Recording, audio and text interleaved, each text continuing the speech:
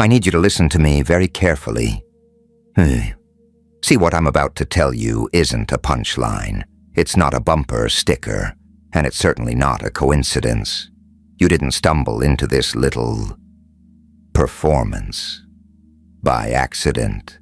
You, yes, you, sitting there with that bewildered look, are the first soul in 2,000 years to trip the wire on a spiritual detonation that has been buried, booby-trapped, and beautifully forgotten since the days when empires played dress-up with crowns. Dramatic? Sure. Impossible? But humor me. Think about your life for just a second. Think about the pandemonium, the solitude, the peculiar way people have always flinched around you, the gnawing suspicion that you've been sleepwalking through a funhouse that wasn't built for someone like you. That suspicion, that deep, delicious knowing that you were stitched together for something enormous, something that doesn't squeeze into a 9-to-5 and a white picket cage. That is the detonation trying to go off. You've been transmitting on a wavelength that civilization hasn't picked up in centuries. And the reason your life has been so colorful, so exquisitely agonizing, the reason treachery trails you like a stray dog, the reason you can drown in a crowd and still choke on loneliness, is because ordinary little people are not wired to withstand this kind of voltage. You are not just a person dabbling in a spiritual hobby. You are a spiritual explosion wearing a human costume. And I am, gambling quite a lot by peeling back the curtain on who you actually are. Because this information is volatile. Volatile to every polished institution that profits from your slumber. Let me wind the clock backward. Think about your childhood. Not the curated highlight reel, but the raw, ragged, unscripted mayhem of it. While the other kids scrambled to blend in, you were lobbing questions that made grown-ups squirm. You could drift into a room and feel the temperature change. Not the thermostat, the tension. You could smell dishonesty on a person before they even parted their lips. You felt emotions so violently, so mercilessly, that you didn't just feel grief. You inhaled the grief of everyone around you, and it shook you to your marrow. Yeah, you didn't know what it was, so you tried to smother it. You tried to play sane, tried to fold your spirit into a nice little origami swan so the civilians would stop staring. You turned down the volume on your own brilliance because every room you entered treated you like an uninvited guest. Or worse, like something they couldn't quite diagnose. That is the first symptom of the gift. Call it spiritual sensitivity. It's not a disease. It's armor your soul forgot it was wearing. Your spirit recalls what your conscious mind filed away. It recalls that you are hauling an ancient inferno inside your ribs, and infernos, sweetheart, infernos summon hurricanes. But let's examine the proof. Look at the chronicle of your survival. You should have shattered years ago.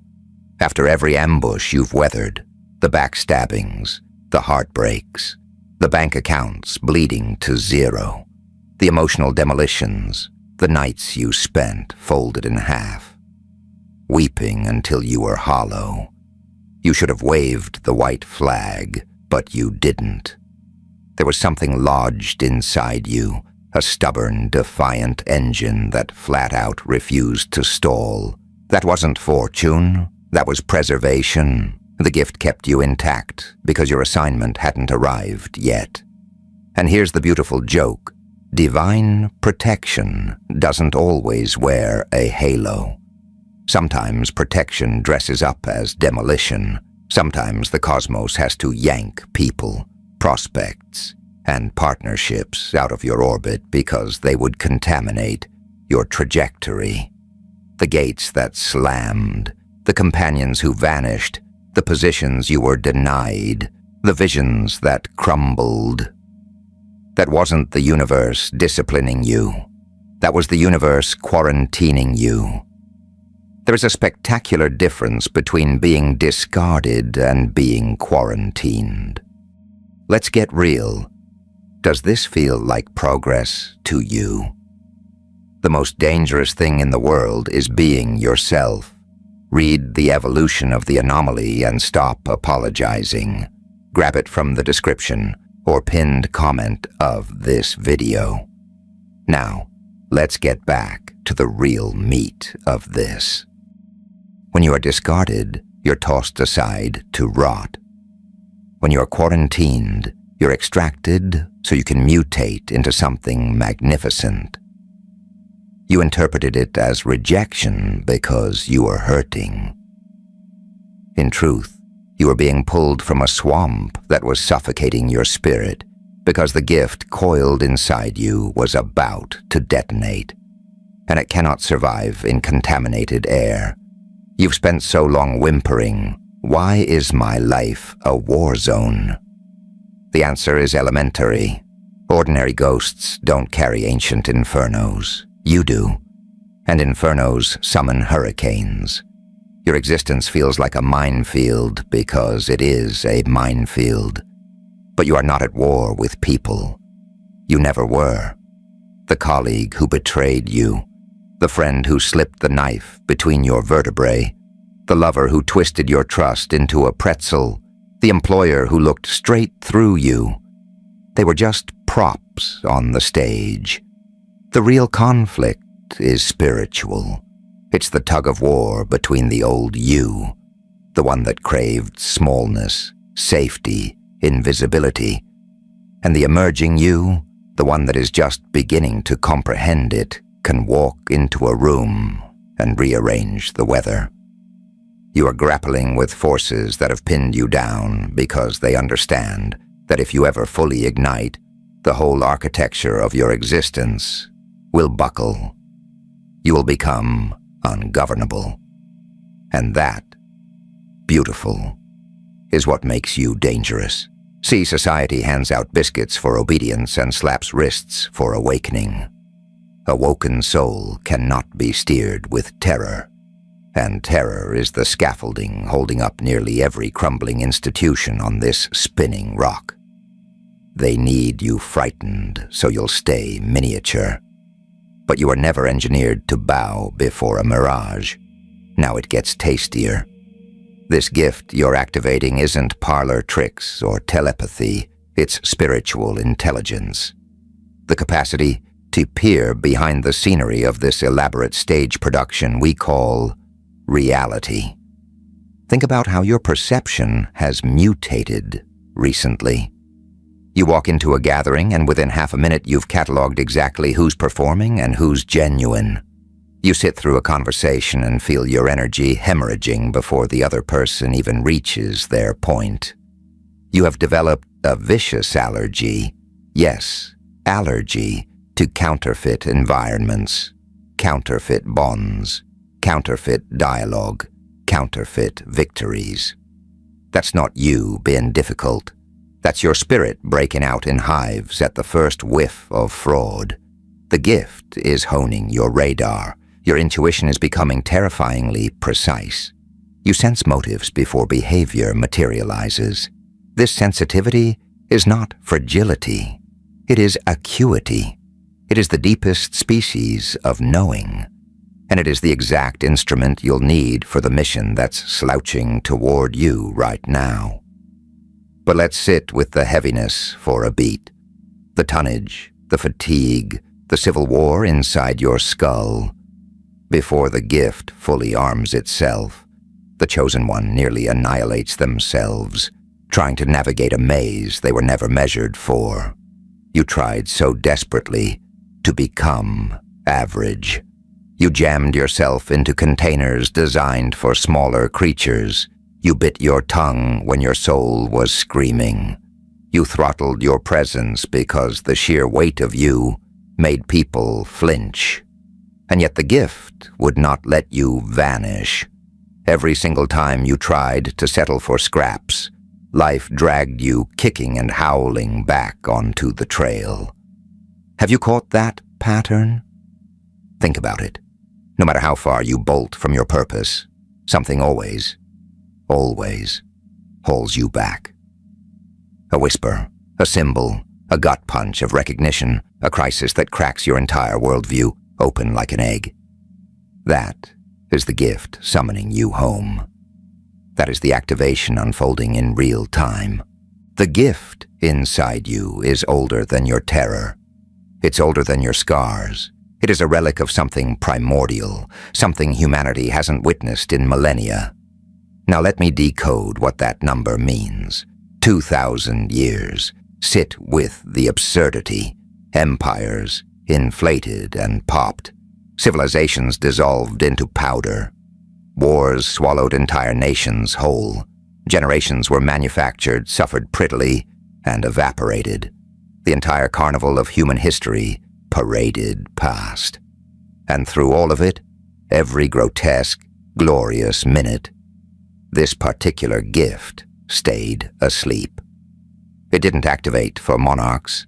It didn't activate for prophets with fan clubs in the millions.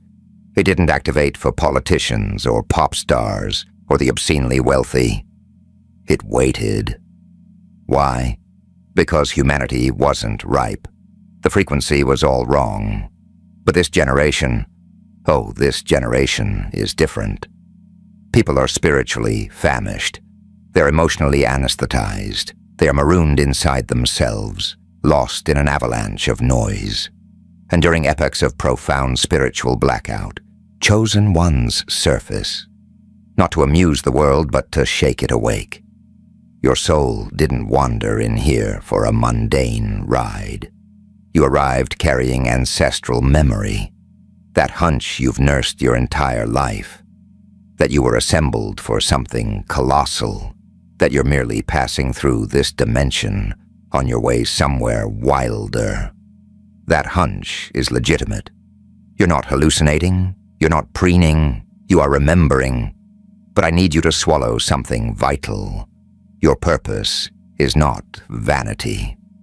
The instant a chosen one gets drunk on ego, the gift dims. This voltage was never intended for self-glorification.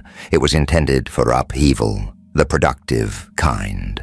Your voice mends people. Your energy recalibrates people. Your survival emboldens people. Your mere presence throws a floodlight on shadows. Your insight triggers recollection inside dormant souls. Even when you haven't got a clue you're doing it. That's why strangers confess to you unprompted. That's why the wounded orbit around you. That's why the fractured feel sheltered in your company. Your spirit traffics in restoration. But restoration travels with a bodyguard, and that bodyguard's name is warfare. The dark doesn't tremble at dogma. The dark trembles at awakened perception, and perception is precisely what your gift detonates. That's why bewilderment besieged your brain for years. That's why skepticism stalked you. That's why you cross-examined your own significance. The most lethal strike against a chosen one isn't physical obliteration. It's identity obliteration. If the machinery can persuade you that you are negligible, you'll desert your mission before the curtain rises. And plenty of chosen ones do. They sedate themselves. They bury themselves. They demolish themselves, trying to outrun the gravity of what they carry. But not you. You outlasted the implosion. You outlasted the isolation. You outlasted the metamorphosis into someone entirely unrecognizable. And now, the gift is climbing. Can you feel it? That agitation humming through you lately. That compulsion to evolve. That sensation that your former existence no longer zips up. That is the next act beckoning. The previous version of you is expiring. And expiration is uncomfortable. Every metamorphosis masquerades as annihilation before it reveals itself as genesis. The caterpillar, assumes the chrysalis is a coffin. It has zero inkling it's being reassembled into something that can kiss the sky. You're sealed inside that chrysalis right now. That's why the people from your yesterday can't decode you anymore.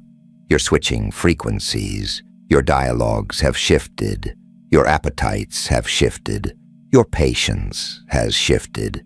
You no longer hunger for hollow applause. You hunger for resonance. And resonance horrifies anyone still clinging to the scenery, because once a chosen one locks into authentic purpose, their potency compounds at a frightening rate. That's when the inexplicable starts materializing. That's when doors swing open without a knock. That's when celestial timing hits the accelerator. You quit pursuing and start magnetizing. Not because existence suddenly turns gentle, but because friction dissolves when your spirit finally surrenders to its trajectory. For years, your soul grasped what your mind was too skittish to concede. You were manufactured differently, not above, just apart. There's a distinction. Genuine chosen ones don't strut with superiority. They stride with accountability because they comprehend that their suffering was never pointless. Every laceration became discernment. Every gash became foresight. Every deficit became spiritual gravity. Agony sculpted you into someone equipped to ferry illumination through pitch-black corridors. Most people crack when life interrogates them. You solidified. That is the testimony. Do not dismiss your survival resume. The fact that you remain vertical after everything you've absorbed is otherworldly. Some of you digesting this should not even be drawing breath right now. Yet here you sit, respiring, observing, awakening. Because your narrative is not concluded. In fact, the opening credits just rolled. The upcoming chapter of your life will demand valor your former self couldn't spell. You will need to evacuate environments that suffocate your spirit. You will need to disappoint people who profited from your docility. You will need to shed the counterfeit persona you assembled purely for camouflage. And yes, certain people will brand you selfish for evolving. Let them. Every moth looks reckless to grubs who've never seen a flame. You cannot remain miniature simply because others panic at your expansion. The world needs activated souls now more urgently than ever. Not showmen, not puppeteers, not hollow figureheads addicted to applause. Real souls, ignited souls, souls who shoulder truth even when truth is inconvenient. That is your function. And somewhere beneath all the noise, you have always recognized it. That pulse in your chest right now. That is remembrance. Your spirit remembers what your mortal processor forgot. You didn't land here by fluke. You were deployed here by design. Every collision shaped you. Every hardship drilled you. Every letdown rerouted you. Nothing went to waste. The suffering that nearly demolished you became the very lever prying your gift open. That's the riddle of chosen ones.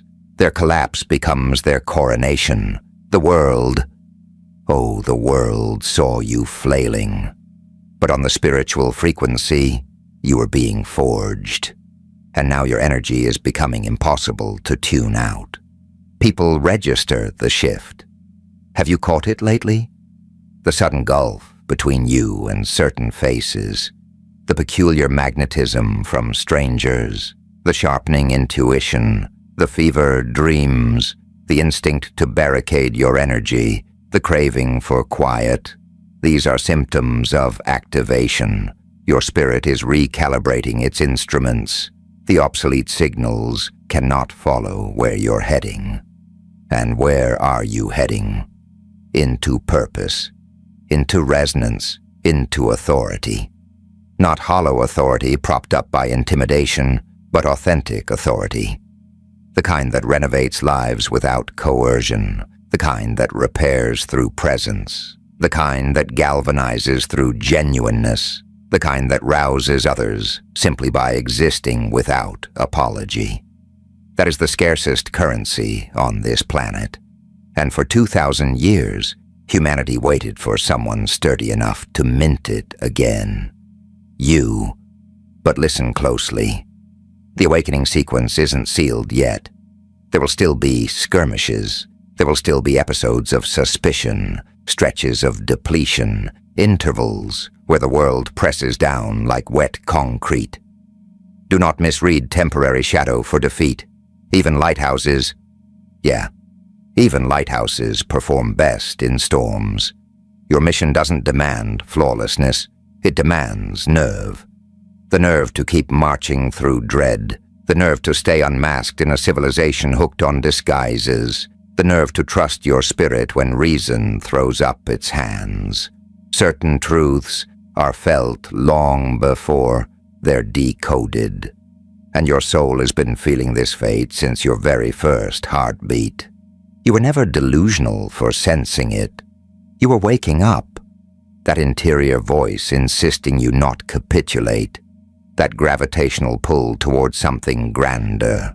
That refusal to exist like everyone else. That was the gift calling you home. Most people gag that voice permanently. You didn't. That's why this moment crackles with significance.